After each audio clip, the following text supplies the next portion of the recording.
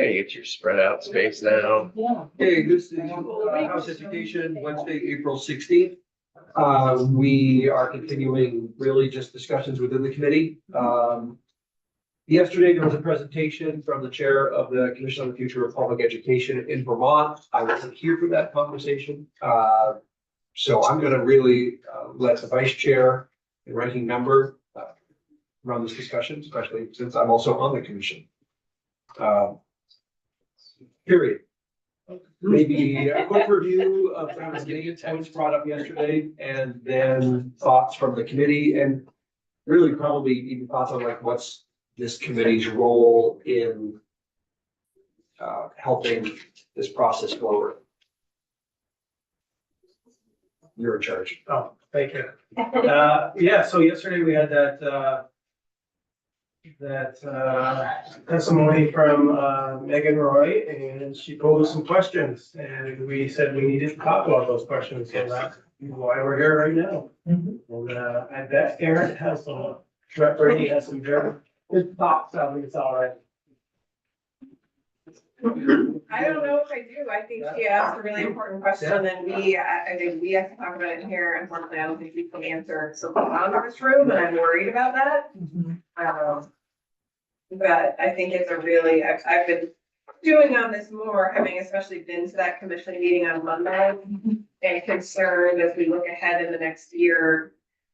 I think we're in this conundrum of we created this body for really good reasons, and they're very public facing and literally going out all over our state at a time when people are terrified of a lot of things that are happening or might happen on all kinds of levels. And so they're going there with that. And I think the public may do that even more so as things get even more, the Medicaid cuts come, as federal funding gets revoked, as sort of the national landscape becomes even more surreal. I worry. The commission is, the state board is mostly virtual. The AUE is, again, as they should be, not a public facing body in their work. And so the commission is becoming this kind of catch-all for so many feelings and fears and care about our education system. So that is more clear to me in the past week. And I'm worried, given potentially the continued federal chaos that will only actually get more intense. And will we really want to use them for this more targeted feedback about education policy in Vermont? I think we're going to keep running into this very public facing body out all over our state at a time when people are really seeking to be heard, period, on all kinds of things, not just what is the commission. So I don't have any answer to that. I just think we need to be pretty aware of that challenge we set up. And I think none of us could have predicted when we were discussing creating this a year ago in the House Ed Committee. So there's that layer. And then I think that, if you took all of that aside and like everybody who engaged with them came for the purpose that was on the agenda, then I think my answer is yes. These are still live questions, and I reviewed their revised work plan, and it's fantastic. Like, if we can have another source of educational experts who are out across Vermont giving us feedback on all the things laid out in the revised and much condensed work plan, I, as a policymaker, would find that tremendously valuable and important. So I want to say yes. But I don't know if that's a fully honest answer for like the general vibe in Montpelier right now. So Can I ask a question about that? Yeah. I guess, timeline keeps looming up at me. So I'm just gonna state sort of what I said yesterday, but very briefly, that I think there is the role, the Commission on the Future of Public Education feels even more important to me right now for all the reasons you just stated. And because of what we're trying to do. And they are playing a significant role. The challenge feels like there's a timeline that doesn't align. In fact, the end date of the commission happens just when we're starting to figure out what we're going to do in our next steps. Now, I'm not going to be out there saying, we need to have the commission in place for the year after that, but I'm not saying we're not either.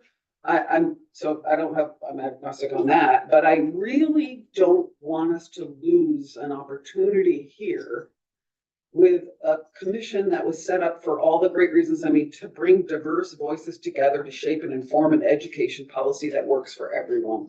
How could we not take advantage of that opportunity? And it's not just what they're struggling with trying to do today, but the work they have done already is incredibly important to me to help us set the foundation of these next steps that we just heard about in a micro form from our ledge council. There's so many more things. How do we make those decisions without all of this work that has been done? And I really want to make sure that we're being very thoughtful about the burdens we're putting on a commission that everything seems to have changed under their feet and under ours as well, but that we don't lose the value of what we have asked of them and what we can use of them coming up. And I think listening, this is one last thing, and I'll turn it over to everybody else, but I think what we were hearing from Megan Roy yesterday was a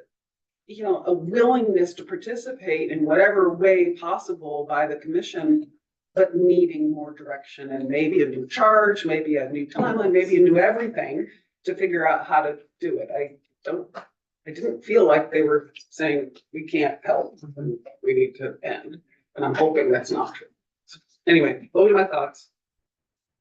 And looking at their revised work plan, which, was several hours of work for the steering committee to come to this isn't nothing here.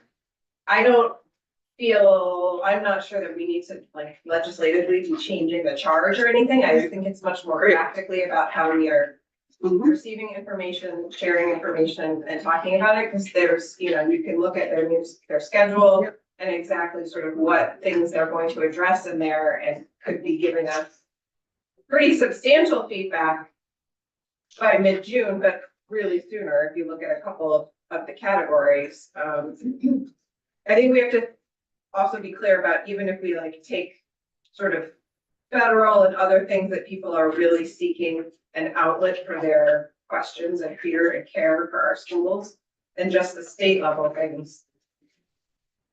I think we're also maybe getting a little sending mixed messages of is the commission there to give us information and input, or do we see the commission as our legislative arm to sell the plan?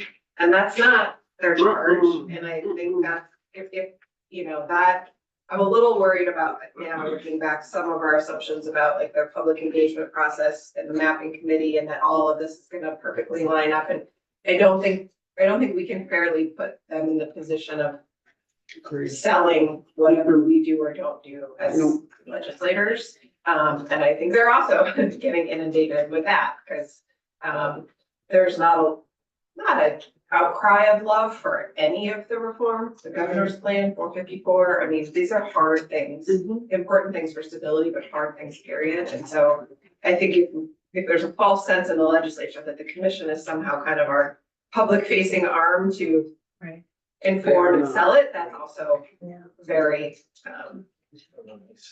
inaccurate. Yeah.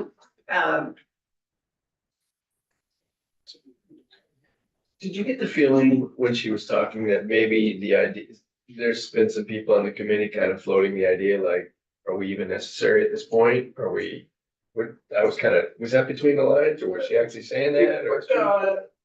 I would say that we are continually having to redefine our relevance.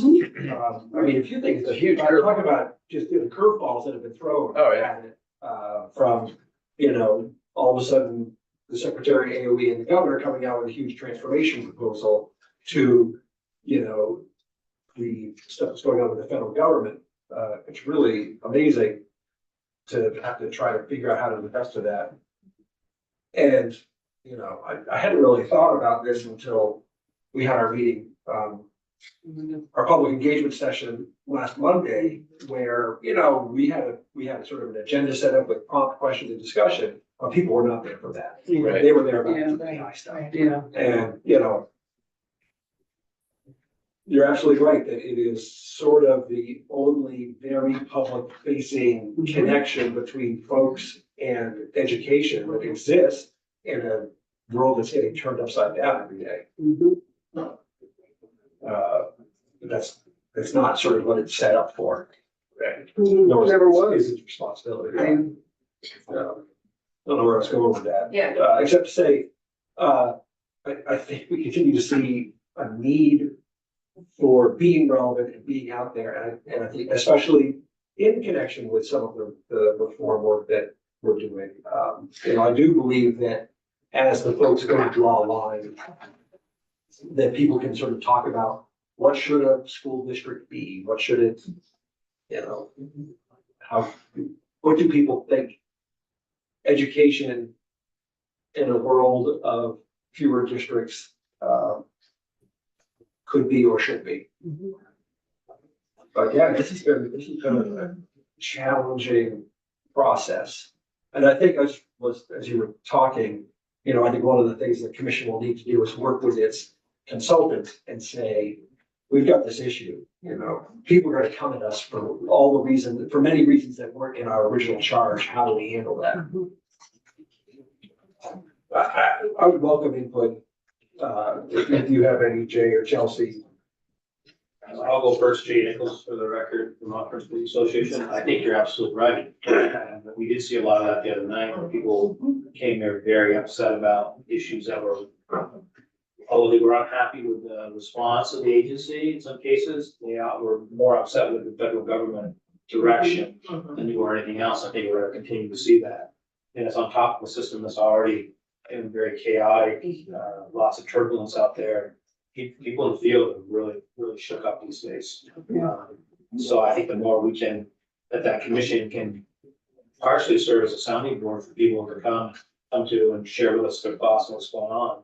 May all play into decision making that you folks make over the next couple of years too. We don't know what the future forecast is going to look like. We lose all kinds of title monies and stuff like that. It may completely change what we can do in terms of governance. As far as the commission itself and the direction of the commission, I've been unsure of that from day one. It seems like the ground is like moving underneath us. We started this commission with this thoughtful plan and we got the governor's plan, so the commission kind of had to swerve to respond to that. That's not anybody's fault, same thing with 454, so now we're kind of trying to respond to that. I think the commission's best ability will be to serve as a sounding board for the public and to be a place that can have some of those nuanced conversations about what will it mean if we do X, or what will it mean if we do Y? And then being able to you folks to listen to those conversations and helping it inform the decision making to get out of something along. Yeah, I mean, I would just point out that if you think about the shifting sands, when it passed out of the education committee, we didn't even have a permanent secretary of education. That's right. Right, the creation of the commission, yeah. Yeah. It's been, Well, yeah, I mean, it's a Best laid perfect plans. recipe for identity crisis, right? yeah. So, and I think that's kind of the message I was getting here too from her yesterday. Yes, a little bit. Chelsea, you have any thoughts? Chelsea Myers, Executive Director of Vermont Superintendent's Association. The only thing I'll add is like to that point about the federal instability, I would say, we're seeing plenty of signs that the state, conversation is also causing instability, of course. And just as an example, I've had several, prospective candidates of superintendencies, because we have a lot of turnover this year, withdraw because of uncertainty of, what's to happen. So are trying to either stay put or go to another location or out of state, during this time. So I think both federal situation and state situation are causing a fair amount of instability to the extent that the commission and you all could provide a sounding board and a place for that to be heard. I think more of that, the better.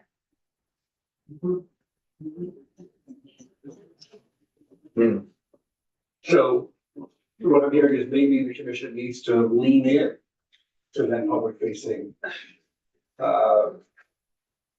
role that it has. I think we probably, as legislators, like have to do some hard due diligence here. And again, this was created when there was no Secretary of Education, and then there's been a lot of shift. And then that, you know, that role is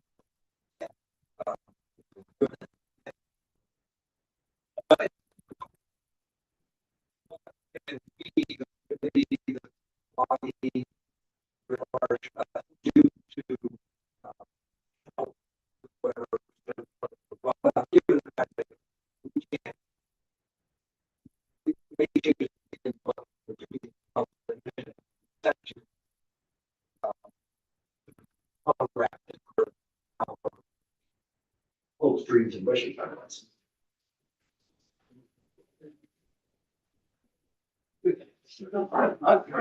I'm not gonna answer what you just called. Oh, sorry. I'm not gonna answer what you just asked, really, but I wanna go back just to these. These meetings that they're holding, the commission is holding, and we have the list of what they are and what they're, where they're gonna be. I think we need to be, or I'm hoping the commission can be with our support. Able to corral the conversation to allow folks who are coming to these meetings to recognize that it isn't what the role of these meetings are. There needs to be some real clarity. I know this whole thing that happened at the last one on Monday, it was in the midst of more emails than I've ever gotten as a legislator on one topic.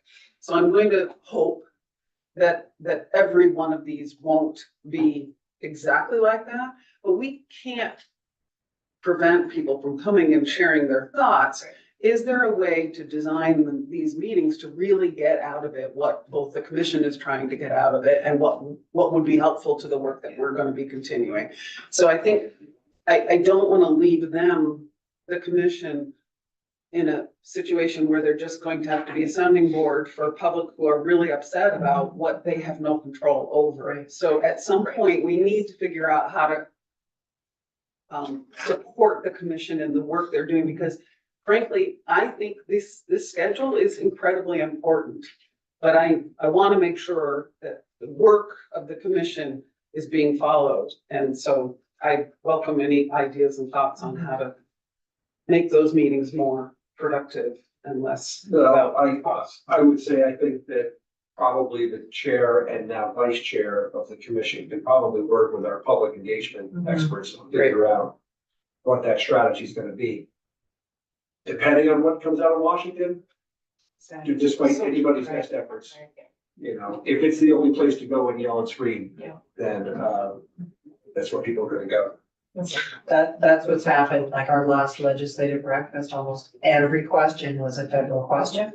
We're like, that's not, Yes. So we can't change we that, can't change that, but is there a way to somehow focus or redirect without stifling the voice of the community? So if I can, just before you go, I just want to finish one thought on this, because we should remember that what is going to start happening if we do move forward with legislation, there's going to be a new group that are meeting.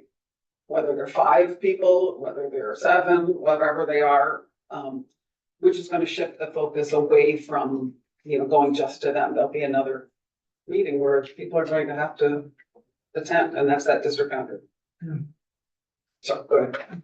No, it's okay. Just in terms of like people showing up and saying, what are you gonna do? I don't think they're really asking, what laws are we gonna put in place that are gonna override the federal government? What they're asking is how are we going to respond, and at what point are we gonna say we're no longer in compliance with immoral laws? And, I think we do as a state need to have those conversations, and as the state legislature, we're a big part of facilitating those conversations and pressing the governor to have those conversations.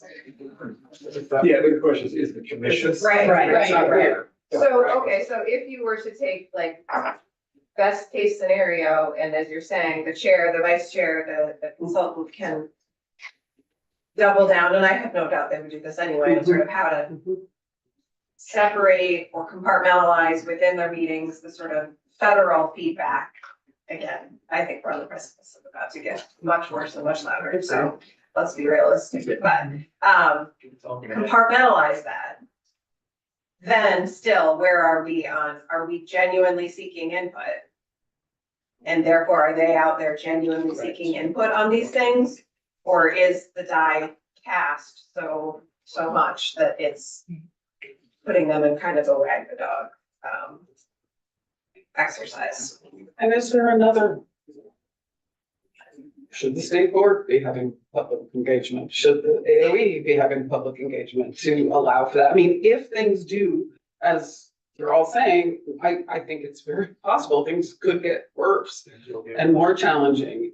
I want the public to be able to have a place for, to share their concerns and Yeah. thoughts. So But right now, the commission, so if That's we what I'm were, trying to you know, point if we out. could compartmentalize, we can't, but if we can, you know, If there's another. the chair of the state board is on the commission, the secretary of education is on the commission. Like, so given the seats at the table, the time they have and the sort of revised charge they've given us, are we genuinely interested in feedback on these things? Or are our minds made up? I believe we still need feedback, and the committee process was a good one, but we are part-time citizen legislators, and more feedback and more from the field is very valuable to us. So how do you see? In many of the letters that emails that I've received, there is a lot of consolidation doesn't save money. Yeah. Consolidation doesn't come with increased opportunities for students. Is there some way to leverage the work of the commission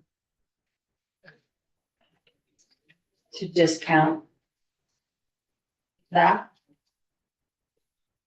To show or share how consolidation can not only save money, but increase opportunities for students?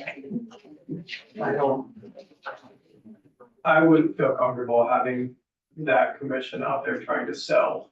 I think it's, yeah, are they asking or are they selling? Yeah, what's going on in this building, or, you know what I mean? I mean, I'm not sure if that would be a role that I would think that they should be on. That's just me personally, but I get what you're saying.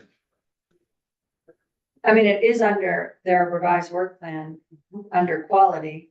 It says opportunities and offerings with this school size change kind of thing. So hopefully it's happening. hopefully it's happened. Hopefully what, the discussion? The discussion, within that charge of that subcommittee, Are you not on that part of the subcommittee? I'm on governance. But no, the governance isn't also part of that. Yes, it is.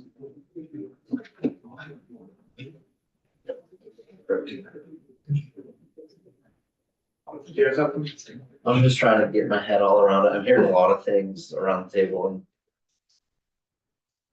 we hear a lot from the field, and I love when you get good input. And I think we're also forgetting that there are a lot of people.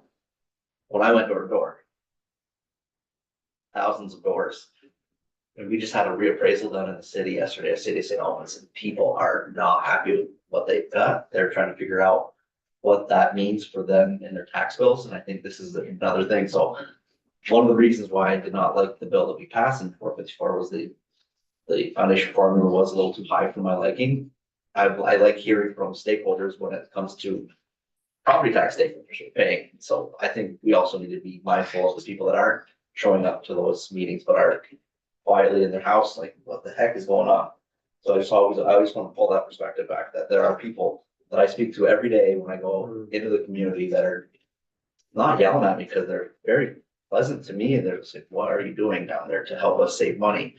I understand that this is a big change. This is this is really big, and this is why I've been pushing for quicker, because uncertainty in the field can also pin taxpayers against schools, and I don't want that.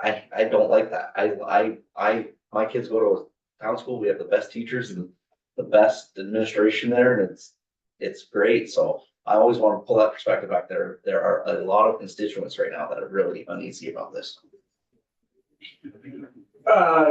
Just in response to that, Casey, I appreciate the reminder, that's really at the heart of a lot of why we're having all of these conversations. One of the goals of the public engagement process of the commission is to reach the people who aren't in the field, who aren't showing up at meetings to, talk about the things that we always talk about. And so I think that there is a real effort to reach out to as many people as possible. And you know, to get that perspective, because I think you're absolutely right. There are people who, for them, it's about what it costs to live in Vermont and, but that doesn't mean they're gonna show up at a meeting that talks about, district boundaries. Yeah.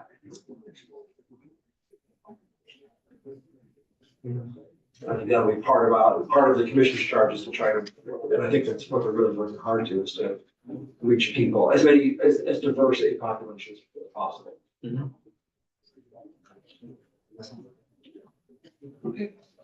Don't feel like we've come any closer to answering. any Are we questions. going to answer Question these again? three? I mean, and that's, I guess, what I'm, and we are going to answer them. I almost feel like they're out of alignment. One of the things that we heard yesterday very clearly from Megan was there was a concern that even if they gave us input, how are we going to, will we even use that input? Will it even, is the timeline, does it align with the work we're obviously engaged in here? And do we even value it? And that felt really concerning to me when I heard that, because to me, this is the core of what we're trying to do. So, that second question, does the legislature want the commission to prioritize the input in any way to align with its potential timeline for proposed legislation? I don't know how to align, because I don't even know what it's gonna look like. I just know that if they're going to be going through this process with this revised work plan, which I really celebrate, and the work they're doing, I want to hear it. Because I do think it has value. Especially in the manner in which they're, the commission is putting it forward. And the first question, given the framework we've shared about how we're approaching our work, what is the best way for the legislature to receive that input and updates? We need regular connections with them, that's for sure, on a regular basis. I mean, however, I don't want to make a statement about when we should be hearing it, but it needs to It's be going to have regular. to probably be done in the sort of official way we always do things, because Yeah. hopefully we're not here come May 31st.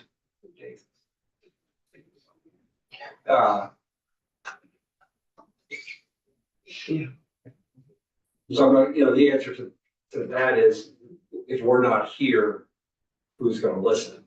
So it really, sort of written updates is about the best we probably to be able to do. I don't think those.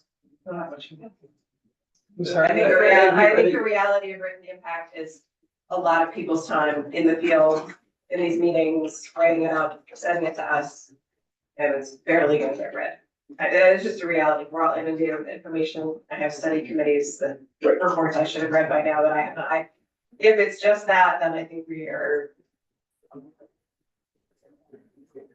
I don't know what, that plus a sort of final report, I'm not quite sure what other method exists to, quote, communicate with the legislature when the legislature is in session.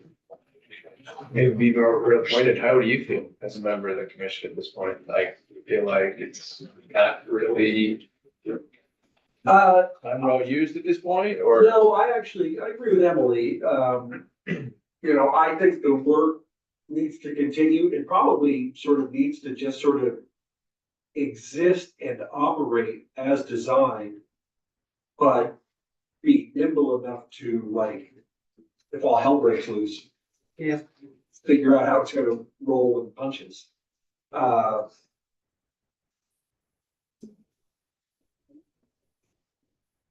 think its charge and its role is good.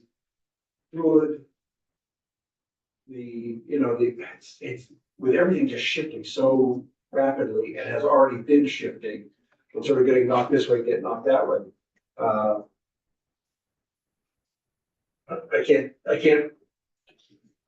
I can say that their role is even more important.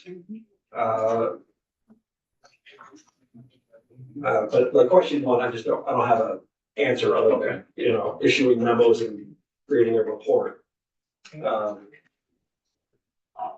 And aligning with our timeline, I think really we have, the commission comes to them, right, first of all, it's done in this year. So, you know, the report we get will help us sort of figure out how we're gonna move forward and provide the input that we need. So it's hard to line it up, other than to say, we're creating a new educational world. What sort of public feedback and commission feedback, should go into that?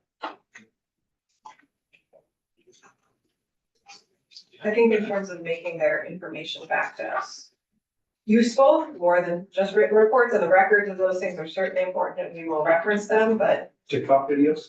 yep.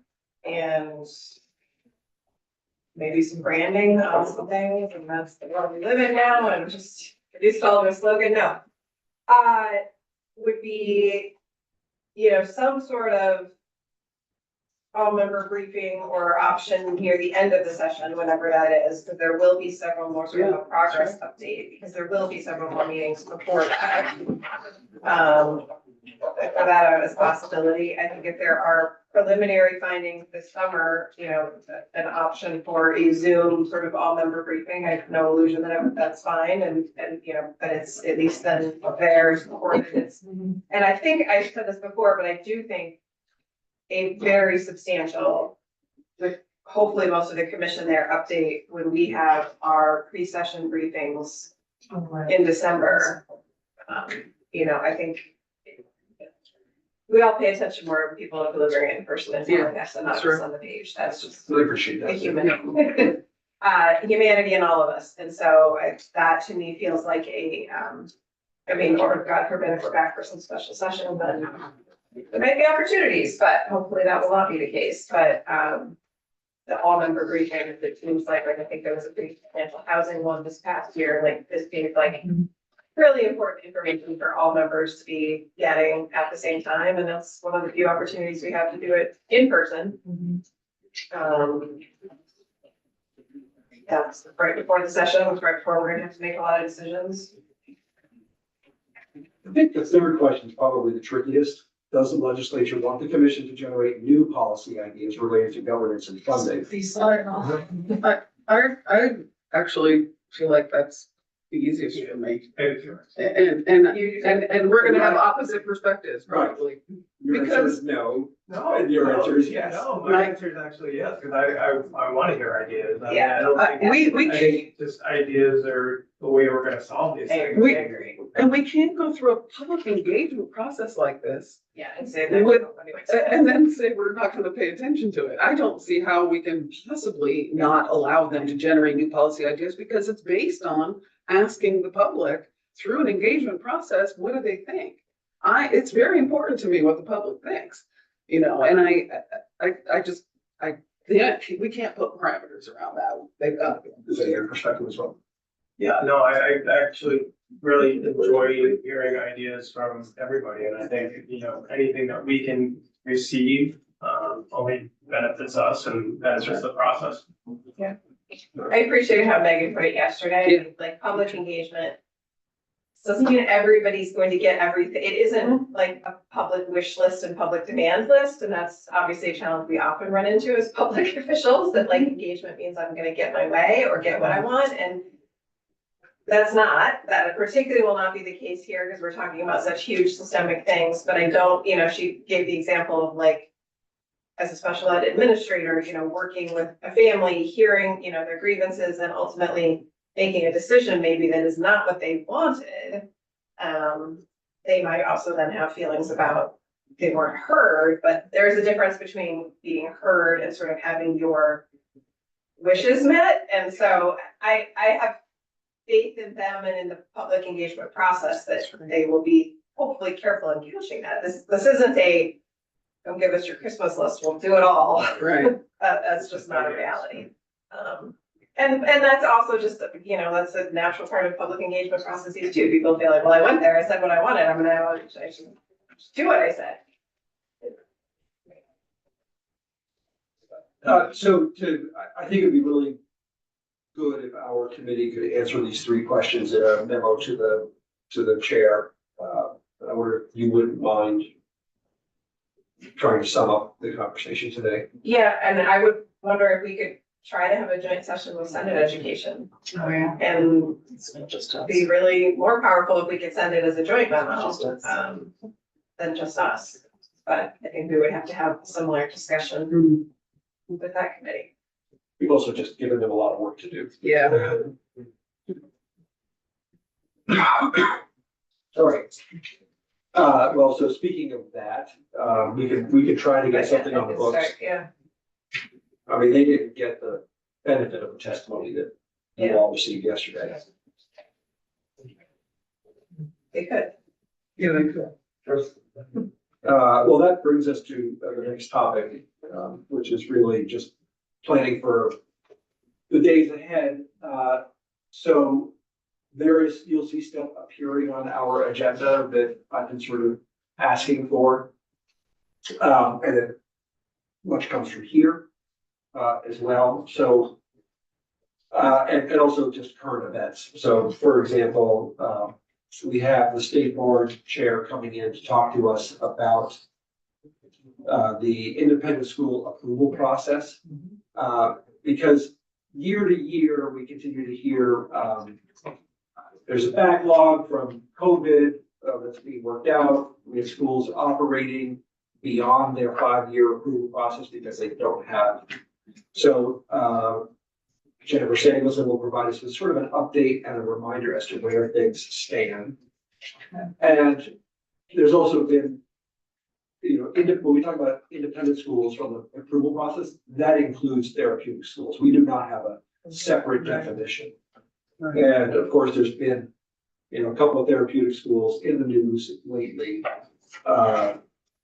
And so part of what I've asked Jennifer Samuelson to talk about is just sort of the role of the state board, the role of the agency, enforcement, oversight, who is what, to the extent that she can talk about these cases, but because the state board also operates in a quasi judicial role, and they may see something come before them in the future, she may not be able to talk about any of it, but at least to be able to talk about the process so that we understand it.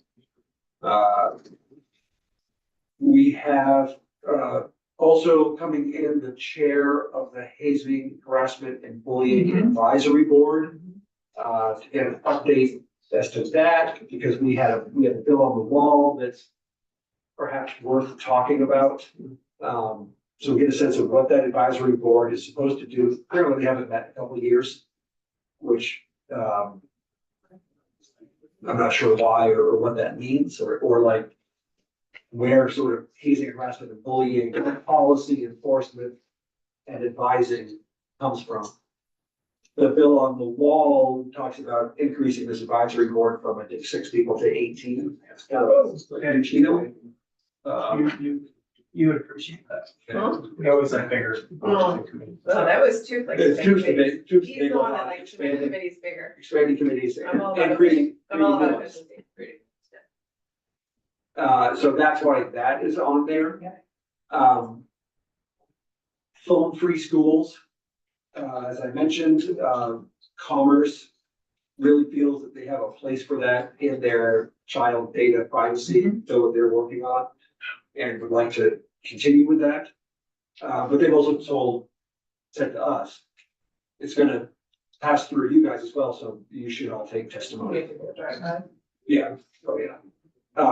So we will do joint testimony with them, but we can also bring in our own testimony. With that, I just this morning wrote to the Senate Appropriations Committee on this committee's behalf, concerned about the PCB remediation money that was cut by our Appropriations Committee. Not through any desire to cut it, but just because they didn't have the information they needed, and they were cutting everything because they had $300 million more in requests than they had money. So I had written to the Senate Appropriations Committee urging them to restore that money. And I did it on behalf of this committee, understanding that Act 78 of 2023 basically said schools will not be responsible. And if you want to take that thought even further, PCB remediation, if it isn't funded by the general fund, it is an ed fund pressure to the tune of millions and millions of dollars. And if we're all about trying to relieve pressure on the education fund, that money needs to come from elsewhere. Thoughts on agenda planning as we go forward? We'll continue to try to have this dialogue with legislative council so we can get ourselves better prepared for next year and be as efficient with our time as possible.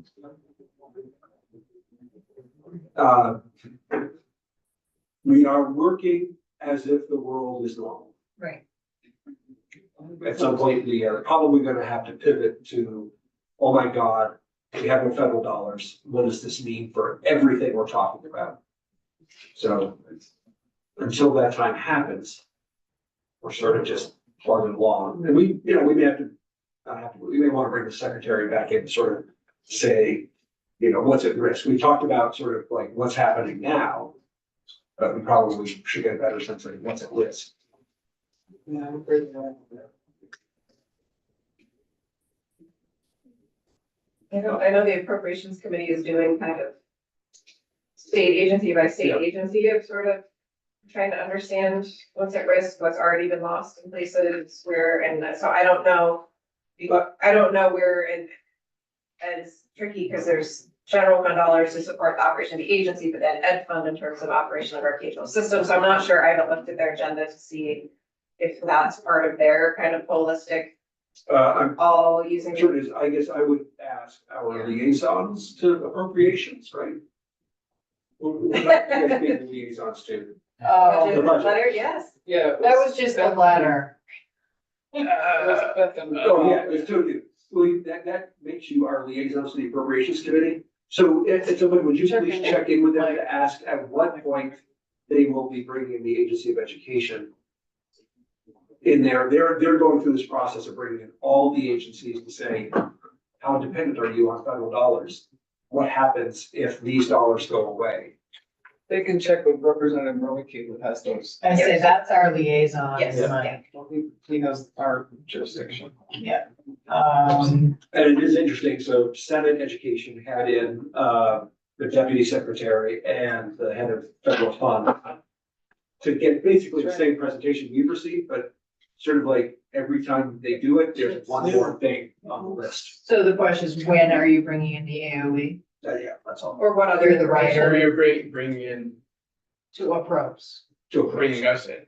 No, the AOE. Just the, it's a very. You gonna handle that, referendums? I don't know.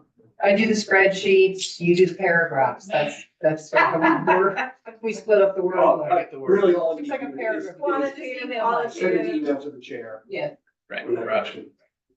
and maybe the chair and CC Mike. because And check out he's- their their website, their documents, Yeah. where they've got a spreadsheet going to sort of track things. I think there's some collaboration with the administration in terms of the spreadsheet. I don't know what's internal, what's external, but.